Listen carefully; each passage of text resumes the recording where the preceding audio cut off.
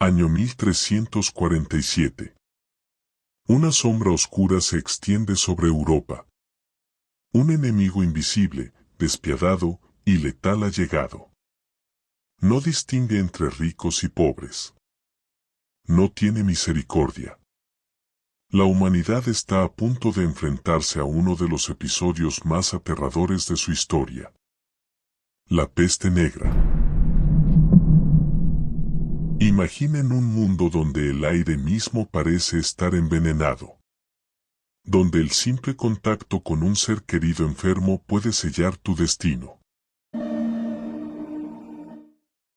La muerte camina entre nosotros, disfrazada en la piel de una rata, oculta en el aire que respiramos, sembrando el terror en cada rincón del continente. Pero esta sombra no apareció de la nada. Su origen estaba lejos, en tierras que pocos en Europa conocían. Comerciantes, viajeros y marineros cruzaban continentes, llevando consigo seda, especias y oro, pero entre sus cargas también viajaba algo más. Algo imperceptible. Algo letal. Mientras los mercados florecían, un enemigo invisible esperaba el momento perfecto para atacar. Todo comenzó en los rincones lejanos de Asia Central. Un viajero indeseado recorrió la ruta de la seda, y con él, la semilla de la tragedia. Durante décadas, la bacteria se movió silenciosamente entre caravanas y mercaderes, esperando el momento perfecto para atacar. En 1347, barcos mercantes genoveses arribaron a Sicilia, sus tripulantes enfermos, con fiebres insoportables y bubones negros creciendo en sus cuerpos. Sin saberlo, los comerciantes descargaron algo más que mercancías, descargaron la muerte. A partir de ese momento, el destino de Europa estaría sellado.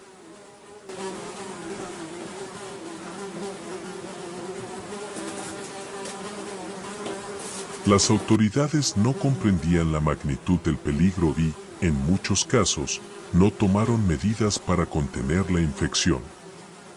Se pensaba que era obra de los astros, un castigo divino.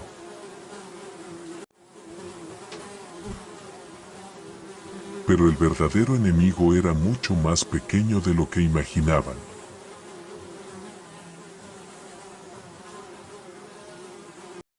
La enfermedad avanzó sin control. En cuestión de meses, París, Londres, Venecia y Florencia se convirtieron en enormes fosas comunes. La gente caía muerta en las calles. Las familias abandonaban a sus seres queridos, el miedo era mayor que el amor. Se prohibía tocar a los enfermos, los muertos eran lanzados en hogueras para evitar el contagio.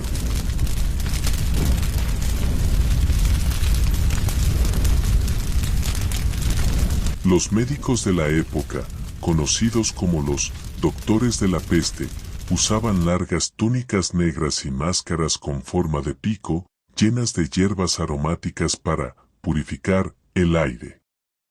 Pero nada de esto detenía la propagación.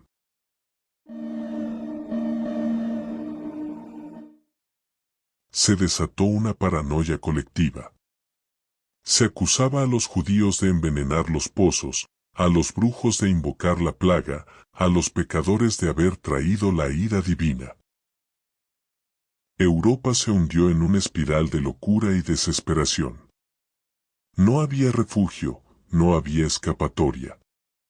Todo aquel que respirara estaba en peligro. Las ciudades más grandes, antaño bulliciosas y llenas de vida, se convirtieron en cementerios al aire libre. En las calles, los cadáveres se amontonaban más rápido de lo que podían ser enterrados. El hedor de la muerte lo impregnaba todo. Los carros de los recolectores pasaban día y noche, recogiendo cuerpos sin nombre, sin despedidas, sin esperanza. Lleven a los muertos. Lleven a los muertos, gritaban los sepultureros, mientras los pocos que aún respiraban se escondían tras sus puertas, aterrados de compartir el mismo destino. Pero ni siquiera los muros de las casas ofrecían protección. La enfermedad no discriminaba. Se colaba a través de grietas, a través del tacto, a través del aliento. Los ricos, desesperados por escapar, abandonaban las ciudades y se refugiaban en el campo, dejando a los pobres a su suerte. Pero la plaga los seguía, no importaba cuán lejos intentaran huir. Se infiltraba en castillos, monasterios y palacios, reclamando a reyes y mendigos por igual. No había escapatoria, solo el lento, implacable avance de la peste. Y entonces, cuando todo parecía perdido, algo cambió. 4 años de horror. Entre 30 y 50 millones de personas murieron, una tercera parte de la población de Europa. Y al final, la peste simplemente desapareció, como un depredador que ya ha devorado a su presa. Europa se encontraba al borde del colapso.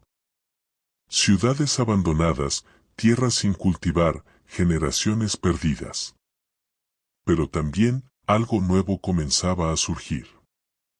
El feudalismo tambaleó, la economía se transformó y la medicina empezó a buscar respuestas en la ciencia en lugar de la superstición.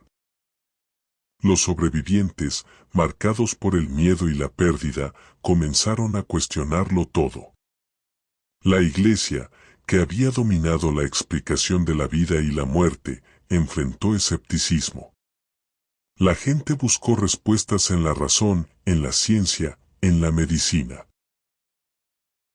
El sistema feudal, debilitado, comenzó a desmoronarse. Los trabajadores sobrevivientes exigieron mejores condiciones, los campesinos descubrieron su propio valor. La sociedad había cambiado, y con ella, el rumbo de la historia. Con menos manos para trabajar la tierra, los señores feudales se vieron obligados a ceder. Los campesinos, que antes no tenían voz, comenzaron a negociar su libertad. En las ciudades, los gremios crecieron en poder y el comercio tomó un nuevo impulso. Las estructuras de poder, inamovibles durante siglos, comenzaron a tambalearse. La peste no solo había cegado vidas, también había sembrado el germen del cambio. Pero mientras Europa se reconstruía, el miedo persistía. En monasterios y universidades, los estudiosos intentaban comprender lo que había ocurrido. Poco a poco, la razón empezaba a desafiar a la superstición. En los márgenes de la tragedia, sin que muchos lo notaran, la semilla de una nueva era había sido plantada. La peste negra no fue solo una tragedia.